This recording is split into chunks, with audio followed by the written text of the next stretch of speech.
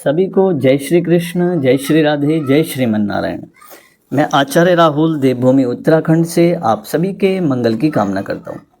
आशा करता हूँ आप सब स्वस्थ होंगे, आनंद में होंगे। ठाकुर जी से मेरी यही प्रार्थना है। सज्जनों, आज की वीडियो, आज का कार्यक्रम बहुत ही खास होने वाला है उन सभी दर्शकों के लिए, सभी लोगों के लिए जिनकी मिथुन राशि है।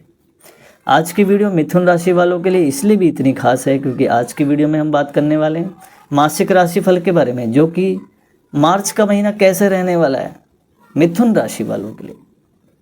क्या शुभ संकेत दिखाई दे रहे हैं, और मैं तो कहूँगा बहुत बड़ा परिवर्तन का योग यहाँ इस महीने से बनता दिखाई दे रहा है।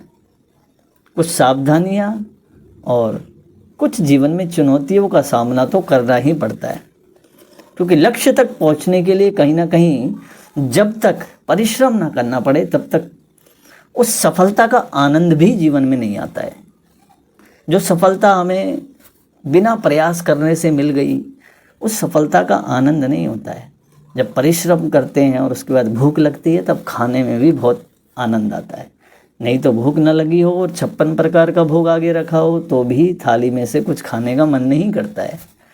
तो ये ऐसा एक भाव संकेत कर रहा हूँ मैं। तो सबसे पहले आपका चार्ट लगा है मिथुन राशि। देखिए, आपके लग्न में मंगल विद्यमान है, फर्स्ट हाउस मंगल बैठे हैं। इसी के साथ साथ केतु आपके चतुर्थ भाव में और नवम भाव में सूर्य और बुध की युति एक साथ, पिता पुत्र, और दसम भाव में राहु, शुक्र और बुध, और अंतिम में गुरु द्वादश भाव में। ये वर्तमान स्थिति है। सूर्य का परिवर्तन 15 मार्च से हो जाएगा, वो मीन राशि में प्रवेश करेंगे, और 29 मार्च से शनि देव भी परिवर्तन करेंगे, कुंभ राशि को छोड़ के मीन राशि में प्रवेश करेंगे। ये ग्रहों की स्थिति है। अब इनका किस प्रकार का फल मिलेगा उसके विषय में हम बात कर लेते हैं। तो सबसे पहले तो देखिए, मंगल आपके लग्न में बैठा है। कुछ बातें ऐसी हैं जो समझनी चाहिए। केवल ऊपर ऊपर से सुना और एक कान से सुना एक कान से निकाल दिया, कोई फ़ायदा नहीं है। करने से होता है, सुनने से इतना फल नहीं मिलेगा, उसको जीवन में धारण करने से उसका फल मिलता है, फ़ायदा मिलता है ना। नहीं तो सब अच्छी अच्छी चीज़ें सुनते हैं लेकिन करता कोई नहीं है। तो लग्न में मंगल बैठा है तो कहीं ना कहीं देखो चंचलता, मंगल अति चंचला।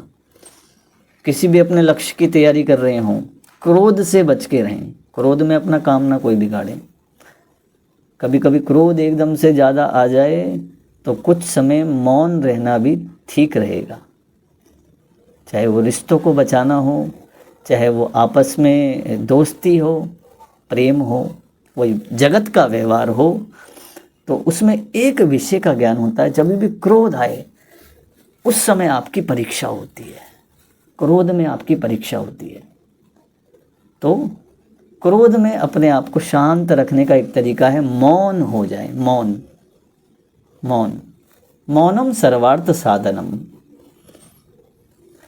इसी के साथ साथ केतु चतुर्थ भाव में बैठे हैं, तो मिथुन राशि वाले विशेष रूप से ध्यान रखें। इस समय अगर आप गाड़ी चलाते हैं, देखो चतुर्थ भाव जो होता है गाड़ी का होता है, माता का होता है, भवन का होता है, भूमि का होता है, सुख का होता है।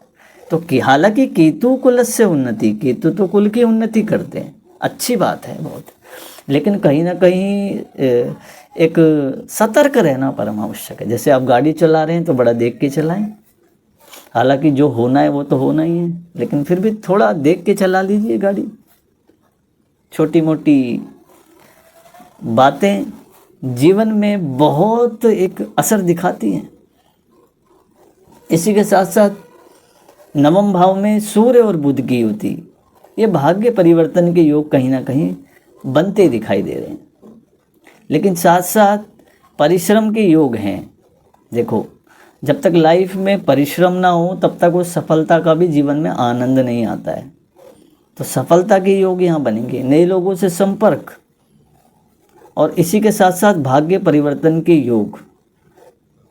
भाग्य एक नया मोड़ लेगा, और जो ये नया मोड़ भाग्य लेगा वही आगे फिर उसका परिणाम आपको क्या मिलना है।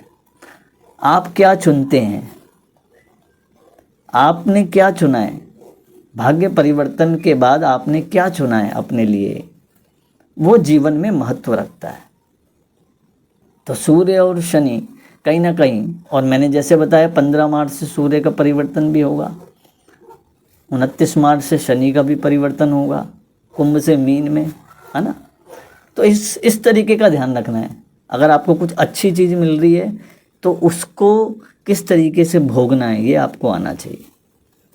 इसी के साथ साथ वर्तमान राहु शुक्र और बुध की युति 10वें भाव में, ये कहीं ना कहीं राज्य सम्मान आपको दिलाएगी। शुक्र का 10वें भाव में बैठना, बुध का 10वें भाव में बैठना कहीं ना कहीं ये दाम्पत्य जीवन को भी मधुर बनाती है कहीं ना कहीं। लेकिन वही साथ में राहु का बैठना ये भी कहीं ना कहीं लाभ आपको दिलाएगा, क्योंकि राहु और केतु परस्पर एक दूसरे का फल देते हैं। तो ये उन्नति के योग वहाँ पे बनते पूरे दिखाई दे रहे हैं। बुध आपको बिजनेस में बहुत फ़ायदा कराएगा। अगर आप बिजनेस करते हैं, नौकरी करते हैं, आप ही तो कुछ भी करते हो, उसमें आपको एक चेंजिंग का मोड देखने को मिलेगा। और एक सबसे उत्तम योग मैं देख पा रहा हूँ, गुरु का 12वें भाव में बैठना, ये कहीं ना कहीं विदेशी संपर्कों से बहुत लाभ दिलाता है।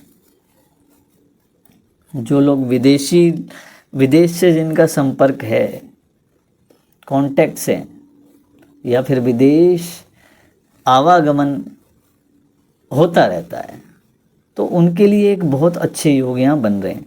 कोई ऐसा व्यक्ति संपर्क में आपके आ जाए जो आपको विशेष रूप से लाभ करा दे।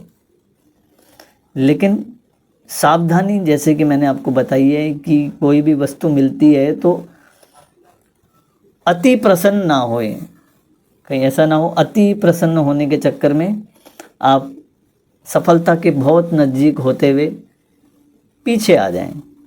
तो सावधानियाँ तो रखने की परम आवश्यक है।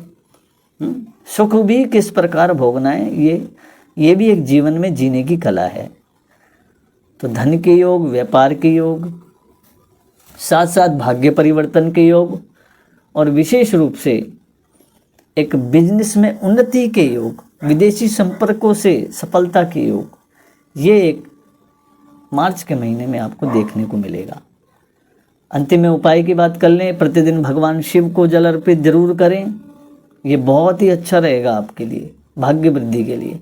और साथ साथ बुधवार के दिन गणपति को दुर्वा जरूर अर्पित करें, उनको लड्डू का भोग लगाएं, विधिवत रूप से उनकी पूजा करें, पंचामृत से स्नान करा दें गणपति को, तो देखेंगे जीवन में मंगलता आ रही है। और अधिक जानकारी के लिए अपनी कुंडली का विश्लेषण जरूर कराएं। तो आशा करता हूँ मेरी बात आपको समझ में आई होगी। तब तक के लिए बने रहिए दोस्तों, मिलता हूँ नेक्स्ट वीडियो में। जय श्री कृष्ण, जय श्री राधे।